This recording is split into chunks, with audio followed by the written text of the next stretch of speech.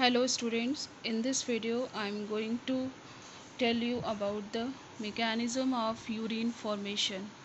So mechanism of urine formation, it occurs in four steps. The first one is known as ultrafiltration, second reabsorption, the third one is tubular secretion. This is also known as augmentation. And this ultrafiltration is also known as glomerular filtration or simply filtration, and the last one is concentration of urine. So uh, as you know that renal artery brings dirty blood, and renal vein, what it does, it clean blood is carried away from the kidney. So this is glomerulus, tuft of capillaries, Bowman's capsule, PCT, then loop of Henle, and then this is DCT, and this is CT or convoluted tubule. You can see this structure also. See here, this is the same one, but I made it very simple for your understanding. So what happened in ultrafiltration? Blood flows in glomerular under pressure due to narrowness of efferent arteriole, and as a result it undergoes pressure filtration or ultrafiltration. All small volume solutes. Point to be remember, that is all small volume solutes, like urea, uric acid, amino acid, hormones, glucose, ions, vitamins, and water are filtered here, except the protein. Protein is a macromolecule, it's not a micromolecule, and it enters the Bowman's capsule, that is here, and this product is called nephric or glomerular filtrate. What it called? Nephric filtrate.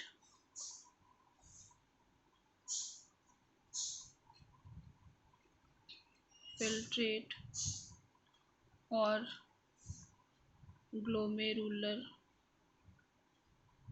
filtrate, and its volume is 125 ml per minute. It means that 180 liters of urine is made per day. But as you know that we excrete only uh, almost 1.5 liter of urine. So where is the remaining urine?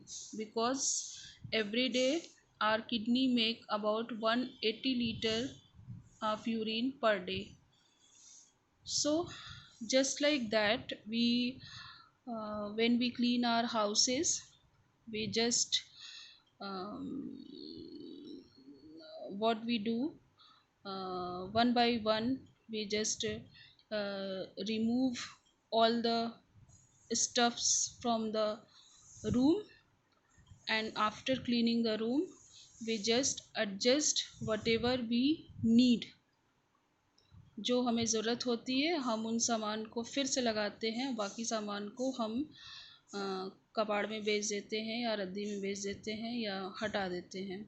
So as our kidney does, whatever the needed is reabsorbed again. First all thing is filtered here, it get filtered here in the this region, but after filtration there is a process known as reabsorption. In this, whatever which is not very toxic and which can be reutilized by the metabolic system, it get reabsorbed by the nephrons again, and the out and the rest which is toxic for our body, it will be removed. So in reabsorption, nephric filtrate is also called as primary urine, which is formed in ultrafiltration. It passes into PCT. This reason the PCT reabsorbs all the useful components of nephric filter. Point 2, we remember that PCT absorbs all the useful components of nephric filtrate.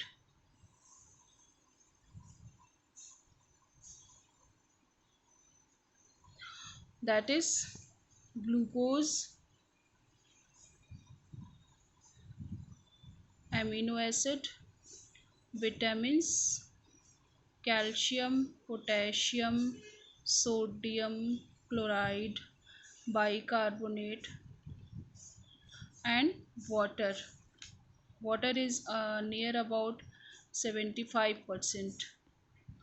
So you can also say that this is a type of selective reabsorption, and this the maximum reabsorption occur at PCT, and this also occur at DCT, but the maximum one occur at the PCT region.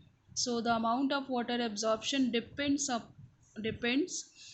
upon amount of excess water present in the body and the amount of dissolved waste to be excreted. So this also depends how much water we intake every day.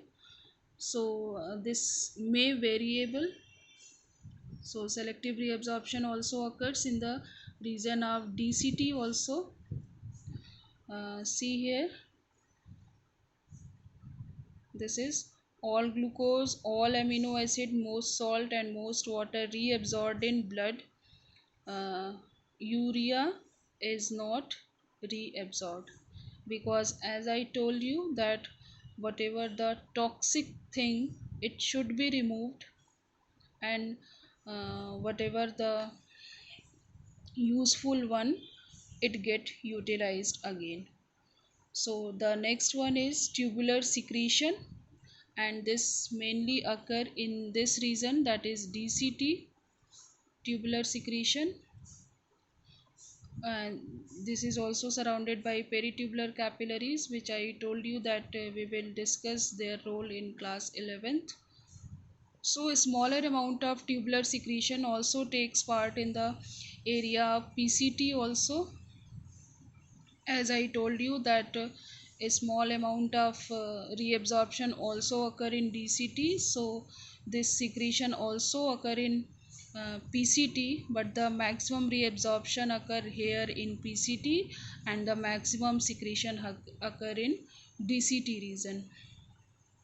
So tubular secretion is active secretion of waste products by the blood capillaries into the urinary tubule. It ensures removal of all the waste products from blood, namely urea, uric acid. There are so many type of waste: urea, uric acid, creatinine, creatinine,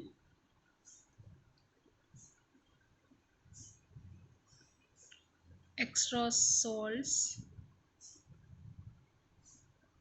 potassium ion, proton H plus are also secreted into urinary tubule to maintain a proper concentration and pH of the urine.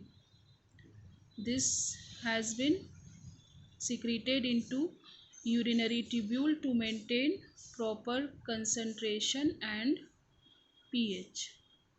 H plus hydrogen ion, this is also called as proton. Then The last one is the concentration of urine. 75% of water content of nephric filtrate is reabsorbed. So you got it, that is 75% is reabsorbed at the region of PCT, and some 10% water passes out of the filtrate through osmosis in the area of this loop of Henle. This area, see here, this is loop of Henle. It is because loop of Henle are immersed in some interstitial fluid, and now this urine will be concentrated by some hormonal action, like that hormone is known as antidiuretic hormone or vasopressin. So this is all about the mechanism of urine formation, that is in four heads: ultrafiltration, reabsorption, tubular secretion, and concentration of urine. So this is all about the mechanism of urine formation.